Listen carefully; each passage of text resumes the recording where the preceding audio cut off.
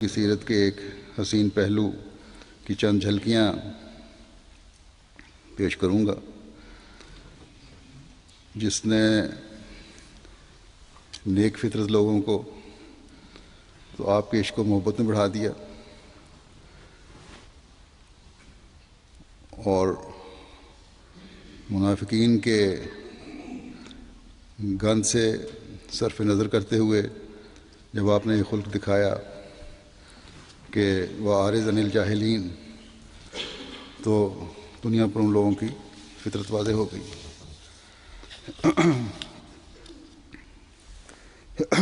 یہ جو خلق جس کے بارے میں بیان کرنا چاہتا ہوں یہ عفو ہے۔ حضرت مسیح موعود علیہ الصلوۃ والسلام فرماتے ہیں کہ خدا کے مقربوں کو بڑی بڑی گالیاں دی گئیں، بہت بری طرح ستایا گیا، مگر ان کو عارض عن الجاہلین کا ہی خطاب ہوا۔ خود اس انسان کامل ہمارے نبی صلی اللہ علیہ وسلم کو بہت بری طرح تکلیفیں دی گئیں اور گالیاں، بدزبانی اور شوخیاں کی گئیں، مگر اس خلق مجسم ذات نے اس کے مقابلہ میں کیا کیا؟ ان کے لیے دعا کی،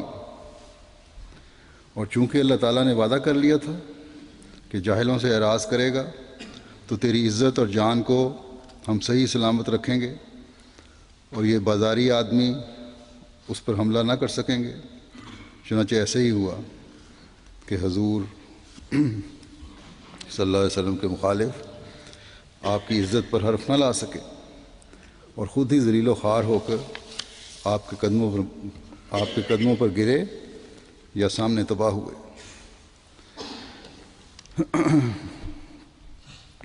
کہنے کا تو یہ ایک عام سی بات ہے،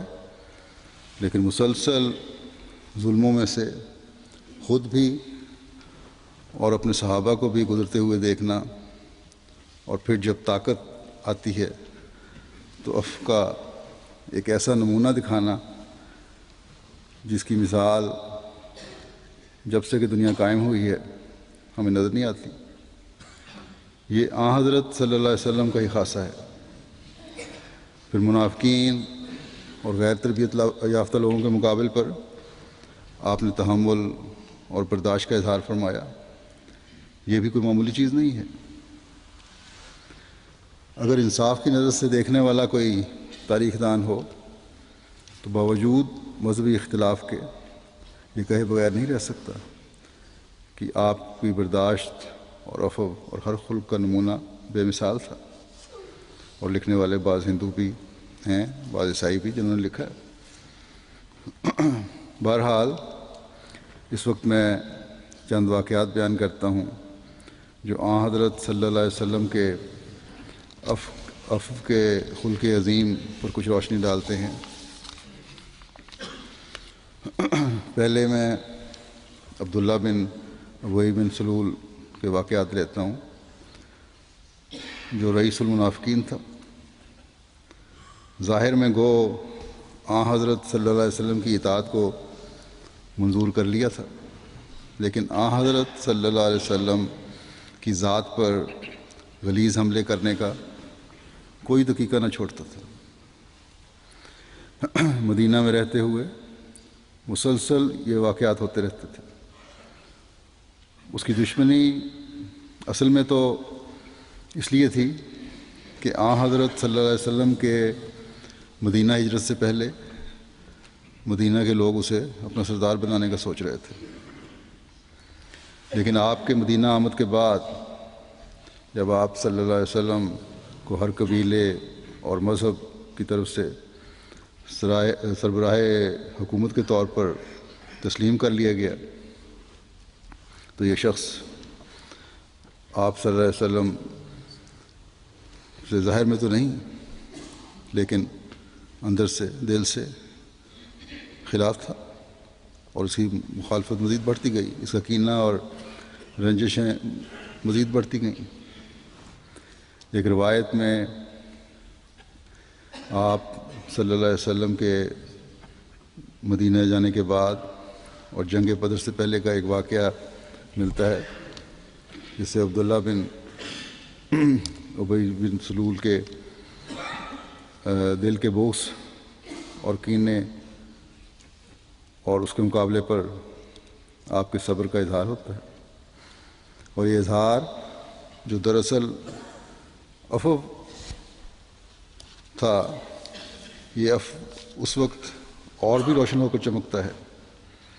جب بعد کے واقعات اور آپ صلی اللہ علیہ وسلم کا رد عمل ظاہر ہوتا ہے۔ بہرحال روایت میں آتا ہے، امام زہری روایت کرتے ہیں کہ مجھے عروہ بن زبیر نے بتایا کہ اسامہ بن زید رضی اللہ عنہما نے مجھے بتایا کہ رسول اللہ صلی اللہ علیہ وسلم فد کے علاقہ کی ایک چادر ڈال کر گدھے پر سوار ہوئے، اپنے پیچھے اسامہ بن زید کو بٹھایا اور سعد بن عبادہ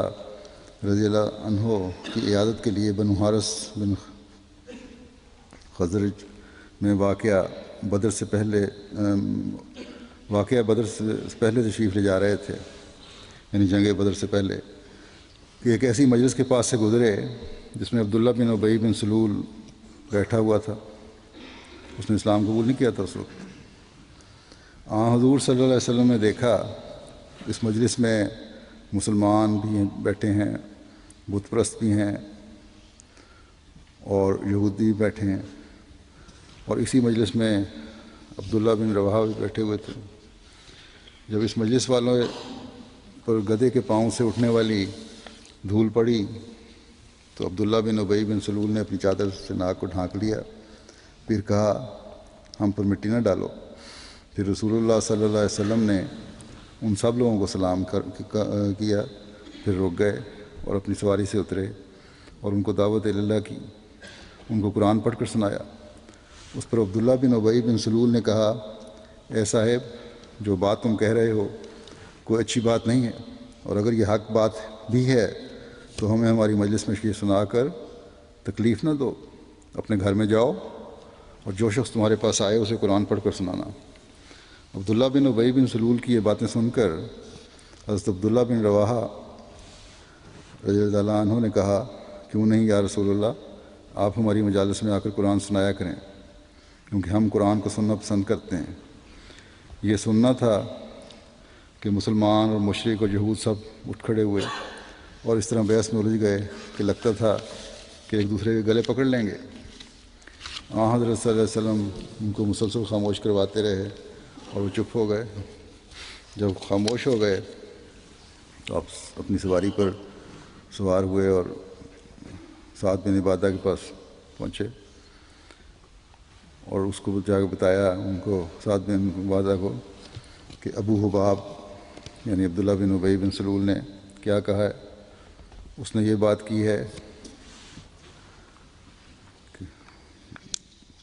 تو سعد بن عبادہ نے عرض کی، یا رسول اللہ، اس سے عفو اور درگزر کا کام ان کا سلوک فرمائیں۔ اس ذات کی قسم جس نے آپ پر قرآن کریم جیسی عظیم کتاب نازل کی ہے،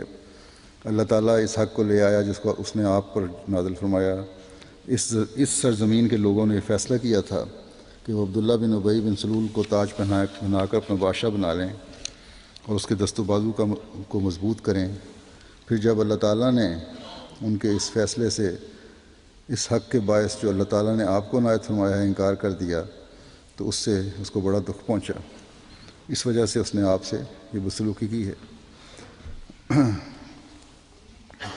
رسول اللہ صلی اللہ علیہ وسلم نے اس سے عفو کا سلوک فرمایا۔ یہ اس وجہ سے نہیں فرمایا کہ سعد بن عبادہ نے کوئی بات کی تھی کہ سلوک فرمایا عفو کا، بلکہ آپ نے تو بات اس کو بتانے کے لیے کی تھی کہ اس طرح یہ سلوک میرے ساتھ آج اس نے کیا ہے، لیکن میں نے تو بہرحال عفو کا